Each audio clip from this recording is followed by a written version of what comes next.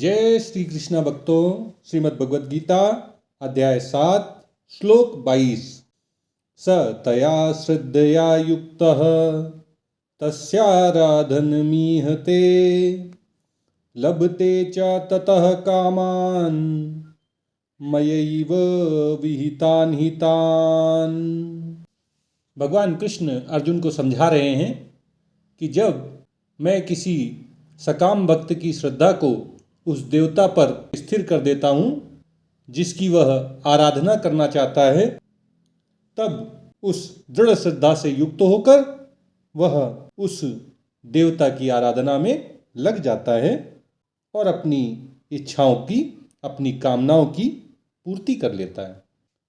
लेकिन वास्तविकता तो यही है कि उसकी कामनाओं की पूर्ति मेरे विधान के द्वारा की जाती है। इच्छा पूर्ति करने वाला मैं ही हूँ। पिछले श्लोक में भगवान ने अर्जुन को बड़ी ही स्पष्टता से बताया था कि अपनी इच्छाओं की, कामनाओं की, वासनाओं की पूर्ति चाहने वाला सकाम भाव से जिस देवता की श्रद्धापूर्वक पूजा करना चाहता है, जिसकी आराधना करना चाहता है, उस भक्त की श्रद्धा को मैं उसी देवता में अचल रूप में स्थित कर देता हूँ।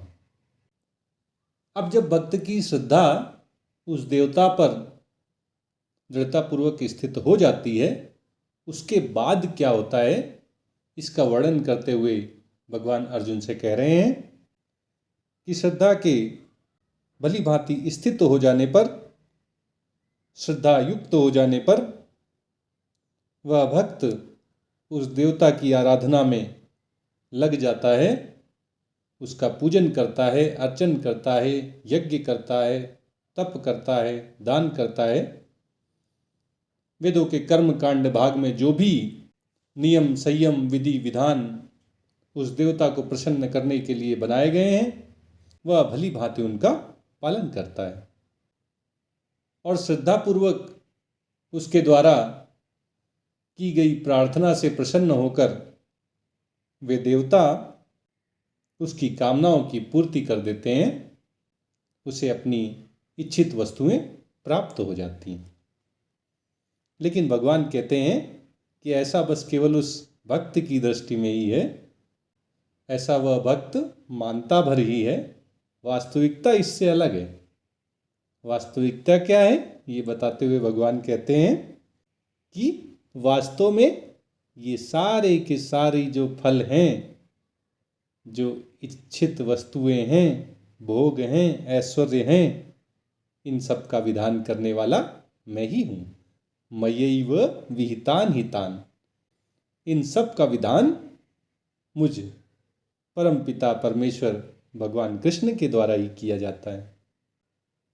जो भी मनुष्य जिस देवता की भी शरण में जा रहा है, जिसकी भी आराधना कर रहा है, जिसका भी पूजन कर रहा है, जिस देवता को भी प्रसन्न करने के लिए यज्ञ कर रहा है, उसकी श्रद्धा को उसी देवता में भली भांति स्थित करके मैं उसके द्वारा किए जाने वाले पूजन को फल सिद्धि तक पहुंचाता हूं और उस देवता को भी शक्ति प्रदान करता हूं कि वह मेरे उस भक्त को उसका इच्छित वरदान प्रदान करे, उसे वह सब प्राप्त हो जाए जिसकी उसके मन में प्राप्त करने की इच्छा है।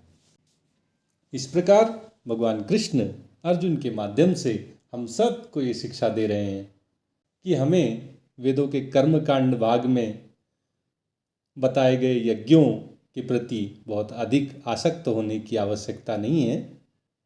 ये तो केवल उन लोगों के लिए बनाए गए हैं जिनके जीवन का लक्ष्य भोगों, ऐश्वर्यों की प्राप्ति मात्र ही होता है।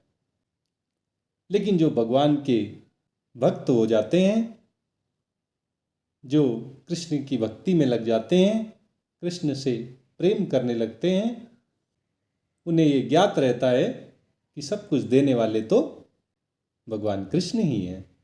चाहे जिस देवता की शरण में कोई जाए, उस देवता को वरदान देने की शक्ति देने वाले भी भगवान कृष्ण ही हैं और उस देवता की पूजा करने की इच्छा रखने वाले उस भक्त की श्रद्धा को उस देवता में दृढ़तापूर्वक स्थित करने वाले भी भगवान श्री कृष्ण ही हैं।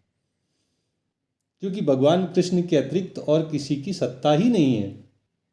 भगवान ने स्वयं कहा है, वासुदेवः सर्वम, सब कुछ भगवान ही है, भगवान के अतिरिक्त और कुछ नहीं है।